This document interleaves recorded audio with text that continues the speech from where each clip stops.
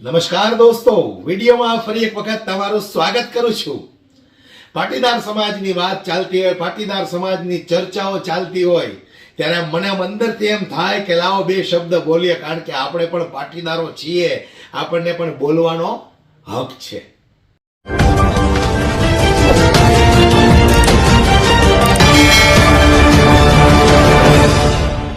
હાલ સોશિયલ મીડિયાની અંદર એક વિડીયો વાયરલ થઈ રહ્યો છે. ભારતીય જનતા પાર્ટીના નેતા જયેશ રાદડિયા, જેમણે એક લગ્ન સમારોહમાં ખુલ્લા મંચ પરથી લોકોને ચેલેન્જ ફટકારી છે કે જ્યારે જ્યારે સારા કામો થતા હોય ત્યારે હવનની અંદર હાડકા નાખવાવાળા 2% તો હોય જ.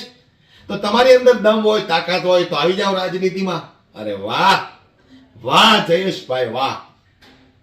સમાજના કામ કરવા માટે હંમેશા હું તત્પર રહું છું. 18 વર્ષના લોકો હોય તો ગમે તેનો ફોન આવે રાતે 2 વાગે, અડધી રાતે પણ હું લોકોના કામ માટે દોડું છું. વાહ વાહ જયેશભાઈ વાહ. ત્યારે જે રીતે ખુલ્લા મંચ પરથી કોને ટર્ન માર્યો છે, સૌથી પહેલા તો તમે એને સાંભળો, ત્યાર પછી વિડીયોમાં અંત સુધી જો જોડાયેલા રહેશો ને તો ખૂબ મજા આવવાની છે વિડીયોમાં દોસ્તો. પણ સૌથી પહેલા તમે આ સાહેબને સાંભળો. પાડી દેવાના કાવતરા કરો છો ને કા કીધું ને કે મારી ઓપન ચેલેન્જ છે, તમે બધું મૂકી અને એકની રાજનીતિ અંદર આવી જાઓ. આ મેદાન ખુલ્લું છે, રાજનીતિમાં આવો. તમે એક વખત રાજનીતિના મેદાનની અંદર આવો, રાજનીતિ ખુલ્લું છે. અહીંયા કોઈનું સર્ટિફિકેટ લેવા જવાનું પૂછવાનું ન હોય. જેથી જય વિઠ્ઠલભાઈએ શરૂઆત કરી, જયેશ રાદડિયાએ શરૂઆત કરી, સમાજને પૂછીને રાજકારણમાં આવ્યા હતા. આવી જવાય, સમાજ શીખાઈને અહીંયા બેહાડ દે. તમારામાં તાકાત હોવી જોઈએ. તમારે સમાજને પૂછીને આગળ વધવાનું, સમાજને વચ્ચે લેવાનો. અને કીધું ને રાજનીતિની અંદર આટલા સમયની અંદર મારી એક પણ જગ્યાએ ક્યાંય નહીં હોય કે જ્યારે હું રાજનીતિના પ્લેટફોર્મ પર નીકળ્યો છું ને ત્યારે મેં લોકોના કામ કર્યા છે, લોકોની વચ્ચે રહ્યો છું, લોકોના સુખ દુઃખમાં ભાગીદાર બન્યો છું. આ તો સમાજનો કાર્યક્રમ છે. રાજનીતિમાં 18 વર્ષની અંદર મુશ્કેલી પડે તે જયેશ રાદડિયા રાતે 2 વાગ્યાની આ ગયો છે. એનો દાખલો ઉદાહરણ હમણાં કોરોનાની પરિસ્થિતિ હતી. હમણાં કઈ કોરોનાની પરિસ્થિતિ, લોકોને એક બેડ નહોતો મળતો અને ત્યારે જયેશ રાદડિયાએ પહેલો નિર્ણય કર્યો હતો. જામકોના છાત્રાલય ખાલી હતી, ત્યારે રજા હતી. મેં તાત્કાલિક કોવિડ સેન્ટર ઉભું કરો. કલેક્ટરને ફોન કર્યો, મને ખાલી ડોક્ટરની અને મંજૂરીની વ્યવસ્થા આપો, બાકી ઓક્સિજન થી લઈ અને તમામ વ્યવસ્થાઓ એ સાત સમાજના આગેવાનો દાતાઓના સહકારથી કર્યું. જેતપુર અને જામકરણામાં કોવિડ સેન્ટર લાવી 10,000 થી વધારે દર્દીઓને 1 પણ રૂપિયો લીધા વગર અહીંથી એની ઘરે મોકલવાનું કામ. વાહ. કોરોના કાળની અંદર તમે થોડીક સેવા કરી લીધી, એમાં તો તમે તમારા વખાણ કરવા માંડ્યા સાહેબ. હે, કોરોના કાળમાં અમે આમ કર્યું, આઇસોલેશન વોર્ડ ખોલાવ્યો, બેડની સુવિધા કરાવી, ફલાણું કરાવ્યું, ઢેકણું કરાવ્યું. વાહ. પાટીદાર સમાજનું કામ હોય ત્યારે હું રાજકારણને સાઈડમાં મૂકી દઉં છું. ઓહો, તો હમણાં અમરેલીની અંદર એક દીકરીનું સરઘસ કાઢવામાં આવ્યું હતું, પાટીદાર સમાજની જ હતી. એક કઈ નિવેદન તમારું અમે સાંભળ્યું નથી. હે, કે ખાલી સ્ટેજ ઉપર ખાલી બોલવાની જ મજા આવે, કામ કરીને બતાવો ખબર પડે. હવે રહી વાત કોરોના કાળની. કોરોના કાળમાં ભાઈ એમ કે છે કે અમે ખૂબ સેવાઓ કરી, આઇસોલેશન વોર્ડ ખોલ્યા, બેડોની સુવિધાઓ કરી, ઓક્સિજનના બાટલાની સુવિધાઓ કરી. સારી વાત છે, પણ એ બધા વખાણ કરી અને અત્યારે તમે જનતાને સંભળાવો છો તો હાલ જ્યારે જરૂર પડે છે ત્યારે તમે કયા ભૂગર્ભમાં ઉતરી જાઓ છો. અમરેલીની ઘટના ઉપર એક નિવેદન પણ કેમ ન આપ્યું તમે, કે સરકારને તમે સવાલ કેમ ન પૂછ્યો કે આ ખોટું થઈ રહ્યું છે, અમારી પાટીદાર સમાજની દીકરી છે.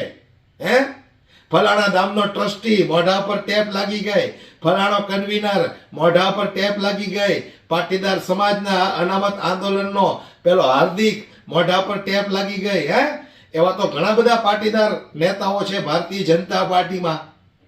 સભાઓ હોય, પાટીદારોની વચ્ચે હોય ત્યારે તો મોટી મોટી વાતો કરે, પણ જ્યારે અસલમાં બોલવાનું હોય ત્યારે ફુગામાંથી હવા નીકળે એમ થઈ જાય છે.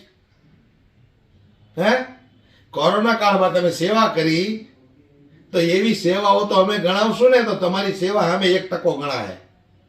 ઓલા મુસ્લિમ સમાજના લોકો, અરે આ કોરોના કાળમાં જે લોકો મૃત્યુ પામ્યા હતા એની ડેડ બોડીને કોઈ અડવા માટે તૈયાર નહોતું.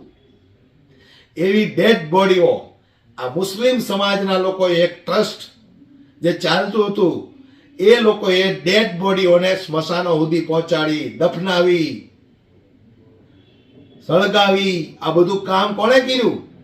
તો એ લોકોએ તો ક્યારેય પાવર ન કર્યો. અમે કોરોના કાળમાં આમ કર્યું, આમ કર્યું, ઓલી સેવા કરી. અને રહી વાત આઇસોલેશન વોર્ડની, તો ગારિયાધારની અંદર એ વખતે લગભગ ગારિયાધારની જ વાત છે. ગારિયાધારની અંદર આમ આદમી પાર્ટીએ એમના કાર્યકર્તાઓએ એક આઇસોલેશન વોર્ડ ખોલ્યો હતો. તમને ખબર તો હશે ને દોસ્તો? ખબર છે ને? ન ખબર હોય તો બરાબર સાંભળો અને વિડીયોને શેર કરતા રહ્યો તમે. ગારિયાધારની અંદર એક આઇસોલેશન વોર્ડ ખોલવામાં આવ્યો હતો. તો હવે એ આઇસોલેશન વોર્ડ રાતોરાત બંધ કરાયો. અંદર જે દર્દીઓ હતા એ દર્દીઓને રાતોરાત બહાર કાઢ્યા. કોણે? આ ભારતીય જનતા પાર્ટી વાળાએ. કે ભાઈ તમારે આઇસોલેશન વોર્ડ ચલાવવો હોય તો અહીંયા તમારે ભારતીય જનતા પાર્ટીનું બોર્ડ મારવું પડશે. વાહ!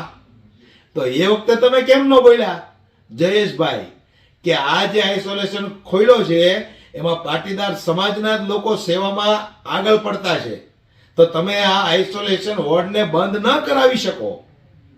એ વખતે બોલવું હતું ને? કે પછી તમારે વાહવાહી લૂંટવી હતી 2-4 પલંગો પાથરીને? એ વખતે કેમ તમે રોક્યા નહીં કોઈને, ભારતીય જનતા પાર્ટી વાળાને? કે અત્યારે કોરોનાની મહામારી છે, આપણી ચૂંટણીને ફેમસ કરવી, એનો પ્રચાર કરવો એ યોગ્ય ન કહેવાય. ભારતીય જનતા પાર્ટીનું બોર્ડ લગાડવું, નતર આઇસોલેશન વોર્ડ બંધ થઈ જાય, દર્દીઓને અડધી રાતે બહાર કાઢ્યા, આ બધું યોગ્ય હતું? તો એ વખતે કેમ કઈ ન બોલ્યા? ભાઈ જયેશભાઈ, પાટીદાર સમાજની દીકરીઓ સાથે બળાત્કારો થાય છે, ખુલ્લેઆમ ગળાઓ કપાઈ જાય છે, તો એ વખતે તમે બધા ક્યાં જાઓ છો? હે? અને મેન વાત તો સરદાર પટેલ સ્ટેડિયમનું નામ જ્યારે બદલાઈ ગયું ત્યારે તમે એક કઈ સવાલ કેમ ન કર્યો નરેન્દ્ર મોદીને? એકાદો સવાલ તો કરવો હતો ને કે અમારા સરદાર પટેલ, અમે એના વંશજો છીએ, એનું નામ તમે ન બદલી શકો. જો કે તમે સવાલ કર્યો તો તમારું કઈ હાલે કઈ નહીં, પણ સવાલ કમસે કમ કરવો જ તો તમારે. હે? પેલો હાર્દિક પટેલ સાવજની જેમ ગર્જના કરતો હતો, જેવો ભાજપનો ગળો પટ્ટમ પીડ્યો, હું થઈ ગયો? બકરી જેવો થઈ ગયો ને. એટલે કહેવાનો મારો મતલબ એમ છે કે ખુલ્લા મંચ પરથી ફાકા ફોજદારી કરવી અને કામ કરીને બતાવવું ખૂબ અઘરું છે ભાઈ. અત્યારે તમે ખુલ્લા મંચ ઉપરથી ગયો છો કે રાજકારણનું મેદાન ખુલ્લું છે, આવી જાઓ રાજકારણની અંદર, સમાજને પૂછવાની જરૂર નથી. વિઠ્ઠલભાઈ જ્યારે રાજકારણમાં આવ્યા, જયેશભાઈ આવ્યા, તો અમે કોઈ સમાજને નહોતું પૂછ્યું. એટલે અમારે ક્યાં સમાજને પૂછવું? અમારે ક્યાં સમાજને પૂછવું? આ તો સમાજના મોટા મોટા આગેવાનો જે ખુલ્લા મંચ પરથી બણગાઓ ફૂંકતા હોય અને જ્યારે અસલમાં કામ કરવાનું હોય ત્યારે ફૂસ કરતી હવા વહી જાય છે, એટલે અમારે બોલવું પડે છે.